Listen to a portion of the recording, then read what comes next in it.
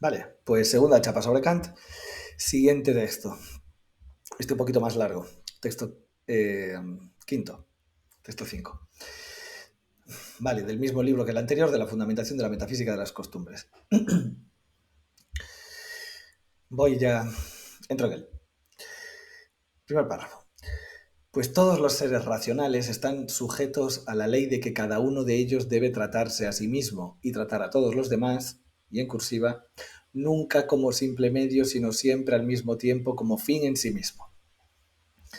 De nuevo, esto es dar la matraca de nuevo con lo mismo. Aquí Kant, de las dos formulaciones del imperativo categórico, se está refiriendo claramente a la segunda, el de tratar a la humanidad como un fin en sí mismo, tratar a los seres humanos como un fin en sí mismo, es decir, no como un medio. Como podéis ver, aquí hay una relación entre ya la propia diferencia que Kant ha establecido entre el imperativo categórico y el hipotético.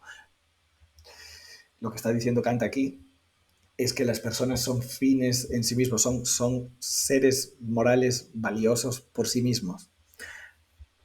También ya lo he explicado otras veces, Kant está diciendo que no podemos utilizar a la gente. No podemos utilizar a la gente. No podemos utilizar a la gente para nada. O sea, tenemos que darnos cuenta de que son fines. No se puede decir, no se puede aplicar la lógica del imperativo hipotético con las personas, porque el imperativo hipotético nos habla de los medios para obtener otra cosa. Y es precisamente esto lo que en la segunda formulación del imperativo categórico le parece inmoral a Kant. Aplicar esta especie de lógica del imperativo hipotético sobre personas que nunca son medios, porque tanto personas son fines. Vamos a ver en este texto además cómo Kant elabora este tema de que las personas son fines, ¿vale? En fin, recordemos, viendo el principio, que todos los seres racionales, dirá Kant, están sujetos a la ley de que cada uno de ellos debe tratarse a sí mismo y tratar a todos los demás, de nuevo, nunca como medios, sino como fines. ¿Cuál es esta ley? Recordemos, no una ley de derecho, no una ley positiva, no una ley como las que están en el BOE o en el DOGA, es la ley moral a la que se está refiriendo Kant. Con sus formulaciones del imperativo categórico pretende haber ofrecido a la humanidad leyes morales, y son leyes morales a las cuales todos los seres racionales están sujetos. Cualquier ser racional, cualquier ser humano, está sujeto a esa ley, la ley de tratarse a sí mismo y a los demás como fines. Más de aquí, continúo leyendo, nace un enlace sistemático de los seres racionales por leyes objetivas comunes. Esto es, un reino que, como esas leyes se proponen referir esos seres unos a otros como fines y medios, puede llamarse muy bien un reino de los fines. Entre paréntesis, desde luego que solo un ideal. Aquí vamos a ver ya algunas de las problemáticas que tiene la moral kantiana. Kant cree que nace un enlace sistemático de los seres racionales por leyes objetivas comunes. Ese enlace sistemático es como un vínculo entre todos los seres humanos, los seres racionales, que se daría por una ley objetiva común. Esta ley objetiva común, esta segunda formulación del imperativo categórico, es a lo que se está refiriendo Kant. ¿Qué es esa ley objetiva, esta ley moral objetiva? Tratarse uno mismo y a los demás como fines y nunca como medios. ¿Y cómo le llama Kant a esto? Un reino, le llama reino de los fines. Está, sí, con una palabra, digamos, muy cargada, como refiriéndose a la realeza, un reino. Dirá Kant que ese lugar en el que los seres humanos se tratan siempre como fines y nunca como medios, es un reino, el reino de los fines, es decir, la humanidad que se trata bien a sí misma, la humanidad que es moral, la humanidad que obedece el imperativo categórico, la humanidad que se porta bien, que se respeta exquisitamente, o en la que cada uno de sus miembros se respetan exquisitamente los unos a los otros. Y es precisamente a lo que llama un reino de los fines. Todos los seres humanos serían fines, ninguno de ellos serían medios. Este es el reino moral de Kant, la sociedad humana ideal es el reino de los fines. Y pondrá Kant, desde luego que solo un ideal. El propio Kant es consciente de que se está flipando bastante con esto, de que está muy bien poner esto encima de la mesa, está muy bien intentar hacerlo, pero pretender que todos los seres humanos hagan esto, él mismo sabe que es algo ideal. Para otros autores, como hemos visto, autores posteriores, no solo ideal, sino cruel. Es decir, que esto sería como una especie de tiranía moral. Desde luego, este es el caso de Nietzsche, o bueno, a Schopenhauer también le parecía que la ética de Kant era una ética de un santo muy difícil digamos, de seguir, igual que otros muchos autores. En el caso de Nietzsche ya no solo que le parezca difícil de seguir, es que le parece cruel, violenta, de una exigencia, digamos, que raya la crueldad. Total, Kant sabe, como hemos visto, que esto se trata solo de un ideal, y aquí tenemos que tener en cuenta, aunque de esto he pasado un poco de puntillas en clase, tenemos que tener en cuenta que para sus posturas morales Kant establece tres presupuestos, tres postulados, que son la libertad, entendiendo la libertad como algo que hay que comprender al margen de nuestras inclinaciones naturales, es decir, como una especie de principio que tendrían los seres humanos, en tanto estos se distinguen de la determinación de la propia naturaleza, porque Kant entiende que los propios procesos naturales, la lluvia, las rocas, etcétera, incluso los animales, lo que sucede es como un mecanismo, está determinado, una cosa lleva a la otra, allí no hay libertad, dirá Kant. ¿Dónde residiría la libertad entonces? En el ser humano, en ese tipo de ser que aunque forma parte de la naturaleza, también tiene un lado en el que, a juicio de Kant y de otros, no es, tiene otro lado que no forma parte de la naturaleza, tiene un lado, digamos, entre comillas, sobrenatural, al fin y al cabo esto tiene que ver con la creencia en Dios también, un lado que sería el de la propia libertad, que lo distinguiría de la brutalidad de la mera naturaleza, de la animalidad de la naturaleza. Tened en cuenta de nuevo que Kant aquí está escribiendo eh, mucho antes, en torno a unos 50, 70 años antes de que haya teoría de la evolución. Vale.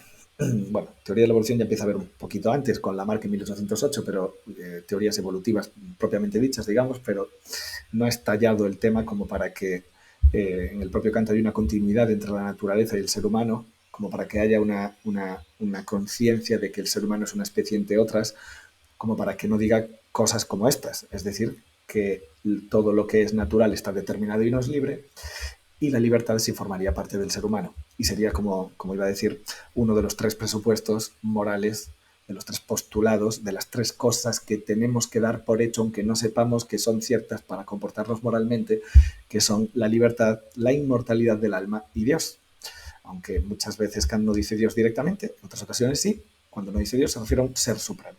Igualmente estamos ante lo mismo. Es decir, que para poder obrar moralmente, el ser humano tiene que entender que hay tres cosas que no puede probar, no científicamente, no solo científicamente, no puede dar razón de ellas, no puede probarlas, pero sí tiene que darlas, por supuesto.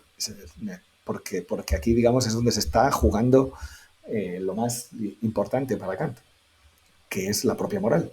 Y si no hay moral, si no suponemos la libertad, Kant lo que hará es suponerla, porque no suponerla sería como la propia destrucción del ser humano y de la sociedad, asumir que no hay principios morales, que no puede haberlos, que no tenemos dónde asentarlos, y es como entregarse directamente al caos. Cuando Kant dice aquí, con respecto al tema del reino de los fines, que es solo un ideal, se da cuenta que es algo que equipara muchas veces a la felicidad. Es decir, la felicidad es un ideal.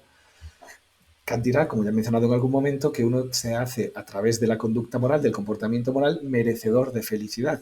Eso no significa que la obtenga. Es decir, Kant cree que es difícil obtener la felicidad en la vida porque es muy difícil comportarse moralmente, porque no te llega toda tu vida, por muy escrupuloso que seas moralmente, para hacerte suficientemente bueno como para ser feliz. Y de ahí que crea que ese proceso, esa especie, esa perfección moral que sigue, solo puede darse cuando pensamos que hay un alma inmortal. Digamos que la inmortalidad del alma lo que hace es como romper el espacio pequeño que tendríamos de nuestra vida de 60, 80, 100 años para perfeccionarnos moralmente y darse cuenta de que la perfección moral lleva más de una vida. Y esto también es el pequeño salto que Kant pega a la historia. Es decir, a que haya un progreso moral de la humanidad que no puede depender, que no puede darse ese perfeccionamiento en la vida de un individuo, tiene que darse a lo largo del tiempo, a lo largo de la vida de varios individuos, es decir, a lo largo de la historia. Esto es lo que luego retomará Hegel, entendiendo que la historia es un continuo progreso, o debería ser un continuo progreso moral de perfeccionamiento moral del ser humano a lo largo del tiempo. Para esto, como digo, Kant da por supuesta la inmortalidad del alma, ¿vale? Aunque luego en la práctica, a nivel contemporáneo, a nivel de los últimos, digamos, de la filosofía, de la historia de los últimos 200 años, podemos entender que fuera de esa idea del alma, que ya nos resulta muy, en fin, poco seria, lo que sí podría darse es el progreso moral a lo largo de la historia, aunque esto, como sabemos, es una idea muy discutida también. Pero bueno, no quiero continuar por aquí. La tercera idea de la que habla Kant es Dios o un ser supremo, es decir, un ser supremo que garantiza ese alma y que garantiza esa libertad, que es el propio Dios. Así que estos son, como digo, estos tres presupuestos que, me repito una vez más, no se pueden probar y por eso son un ideal, ¿sí? Algo a lo que tender, pero que no sabemos que es cierto. Vale, sigo. Siguiente párrafo, segundo párrafo. En el reino de los fines todo tiene o un precio o una dignidad. Vamos a continuar a ver qué dice Kant con esto. Aquello que tiene precio puede ser sustituido por algo equivalente. En cambio, lo que se halla por encima de todo precio y por tanto no admite nada equivalente, eso tiene una dignidad. Bien, aquí Kant está distinguiendo, ya se ve desde el principio, y en esto está siendo muy claro, que en el reino de los fines hay o precio o dignidad. Está estableciendo la diferencia entre precio y dignidad. Vale, la dignidad, vamos a verlo ahora, es precisamente lo que tiene valor intrínseco, es aquello a lo cual podemos asociar de verdad el imperativo categórico. Lo que tiene precio puede ser sustituido por algo equivalente. Lo que tiene precio se encuentra más cerca, digamos, de los principios de lo que era el imperativo hipotético, porque lo que tiene precio puede ser sustituido por otra cosa. Como, en fin, Kant aquí subraya, pone en cursiva la palabra equivalente.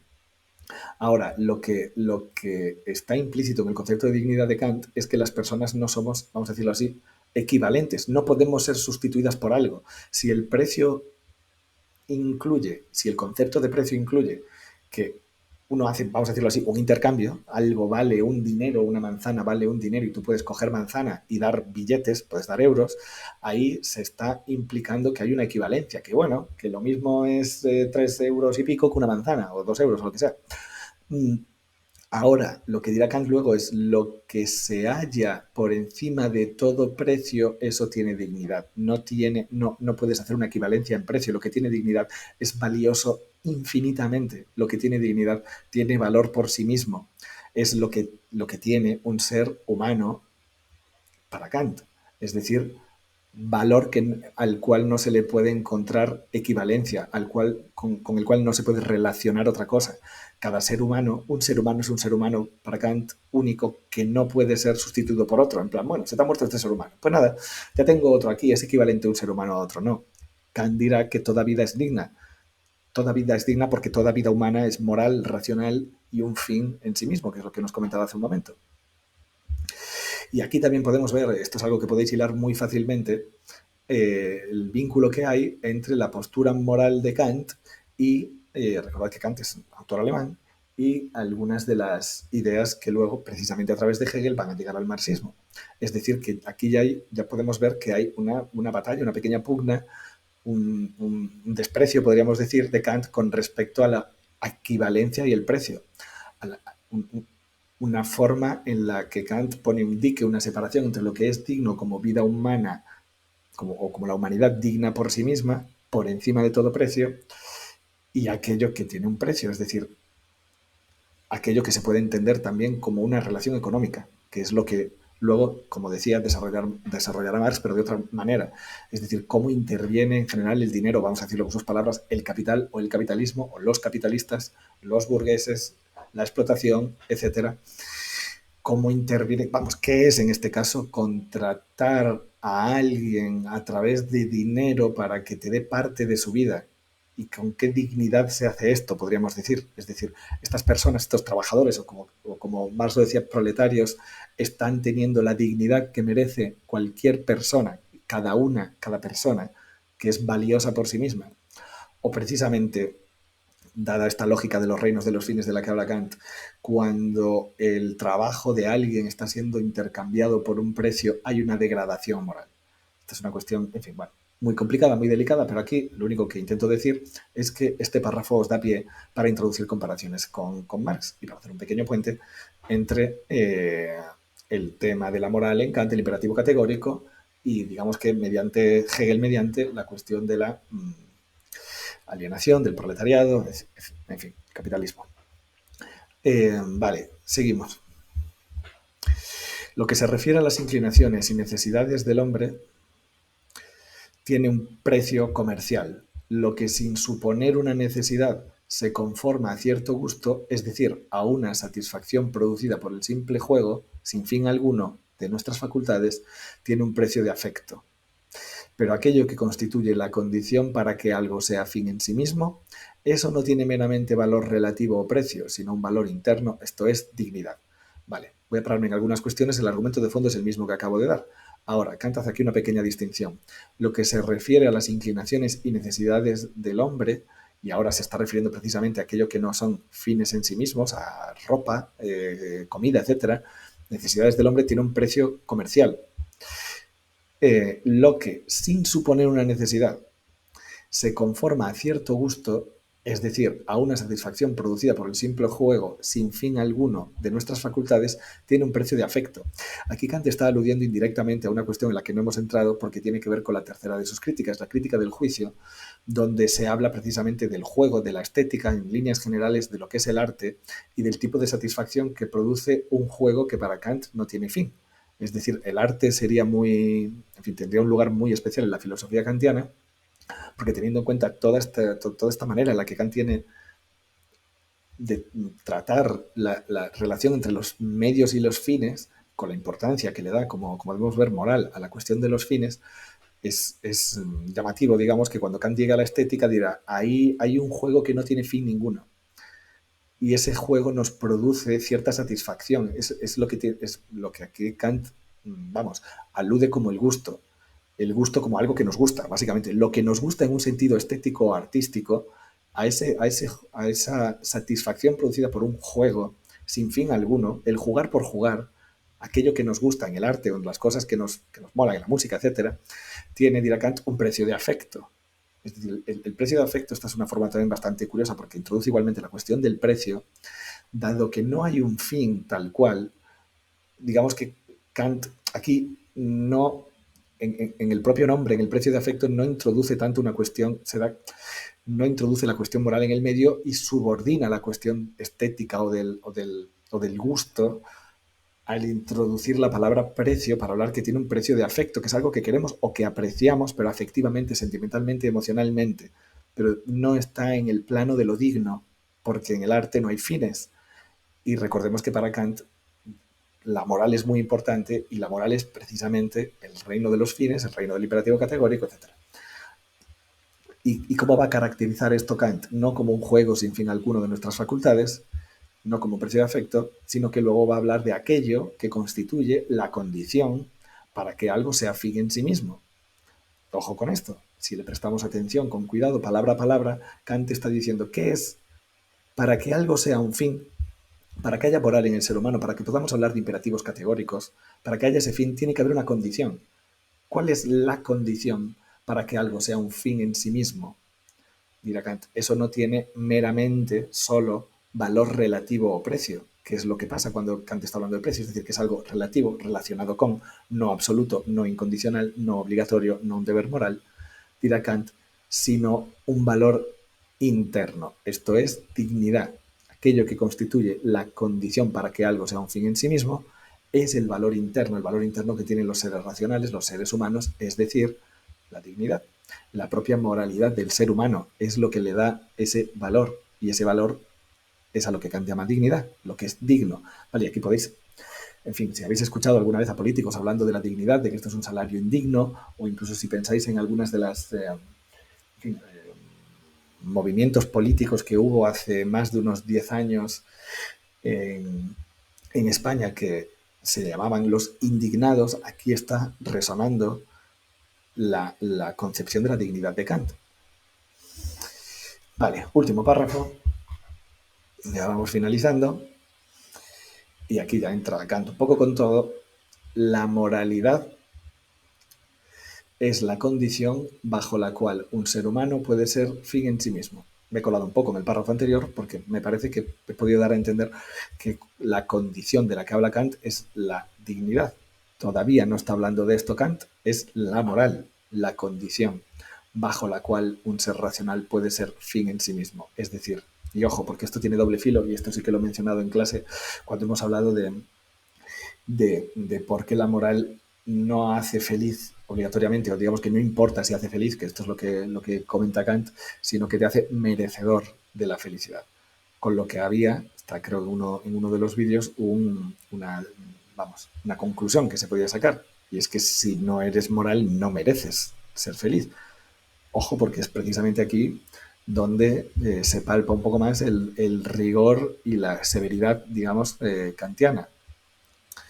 La moralidad es la condición bajo la cual un ser racional puede ser fin en sí mismo. ¿Quieres formar parte de este reino de los fines? Este reino en el que todos nos respetamos, en el que nos tratamos como fines y nunca como medios, entonces has de ser moral. Si no hay moralidad, no hay condición para ser un fin en sí mismo.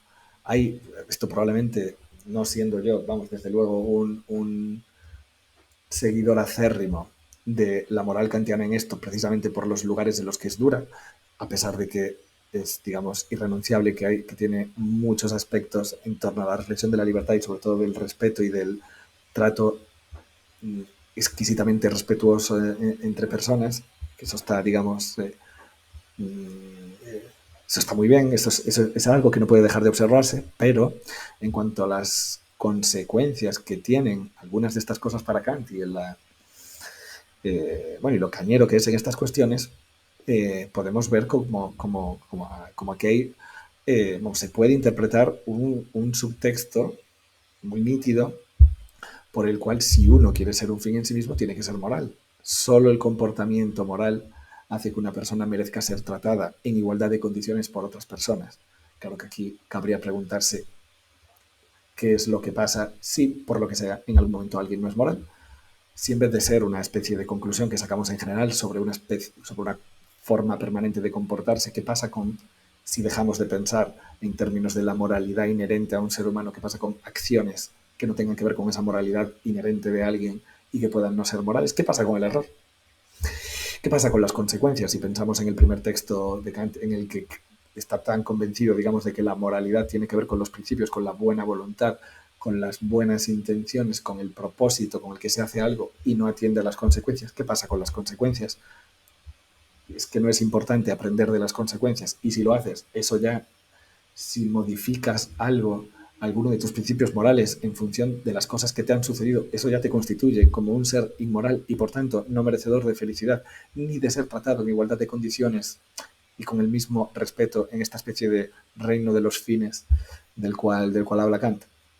En fin, como digo, aquí en esta frase tenemos esa condición de la cual habla, la moralidad. La moralidad es la condición bajo la cual un ser racional puede ser fin en sí mismo. Seguimos. Porque solo por ella es posible ser miembro legislador en el reino de los fines. Aquí Kant todo el rato está utilizando un léxico, unas palabras, podéis ver que tienen que ver como con las leyes, pero recordad que estas son leyes morales, no leyes positivas, no leyes de derecho, no leyes escritas, promulgadas, sancionadas, emitidas por un país. Kant dirá que solo esta moralidad, solo por ella es posible ser miembro legislador en el reino de los fines. Es decir, que si tú, además de ser, vamos a decirlo así, un receptor de respeto y de dignidad, quieres ser alguien que emane ese tipo de respeto o de dignidad, eso solo puedes hacerlo siendo moral. Así pues, la moralidad y la humanidad, en cuanto que ésta es capaz de moralidad, es lo único que posee dignidad. Bastante clara también esta última frase de Kant. La moralidad y la humanidad, en cuanto que ésta es capaz de moralidad, es que aquí, precisamente volviendo un poco a la cuestión de las determinaciones naturales del hecho de por qué el ser humano es moral, Kant atribuye, solo cree que la humanidad puede ser capaz de moralidad y por ello ella es digna. Moralidad y humanidad, en cuanto esta humanidad puede ser moral, es lo único que posee dignidad. Y aquí, por ejemplo, también se puede ver cómo si bajamos un peldaño de la cuestión de la humanidad de la que habla Kant y nos metemos en consideraciones sobre la moralidad del ser humano en tanto animal o la moralidad de los propios animales, debate ahí muy complicado, pero podemos ver cómo la postura de Kant engancha con posturas en las que la consideración moral de los animales es un poco más difícil. porque se entiende que ellos no son capaces de moralidad y no pueden tener la misma dignidad del ser humano porque no pueden formar parte de ese reino de los fines porque no son racionales. Digamos que cuando se habla de esto en términos de que puedan tener derechos, también deberían tener deberes, y aquí es donde el razonamiento kantiano es: un animal no puede tener deber, no puede hacerse responsable de su comportamiento, por tanto no podría ser legislador en el reino de los fines. Y en el mismo sentido no podría tener derechos, al menos no de la misma manera en la que podría tenerlo un ser humano. Pero bueno, esto ya es una disquisición que tiene que ver con algunas de las consecuencias que se pueden sacar del texto de Kant. Pero igualmente, al final de estas líneas, lo que sí podemos ver es que Kant pone en el mismo saco la moralidad y la humanidad, creyendo que solo el ser humano es capaz de esta moral y que por ello, precisamente, es el único ser que posee dignidad. Pues hala, aquí lo dejo. Un saludo.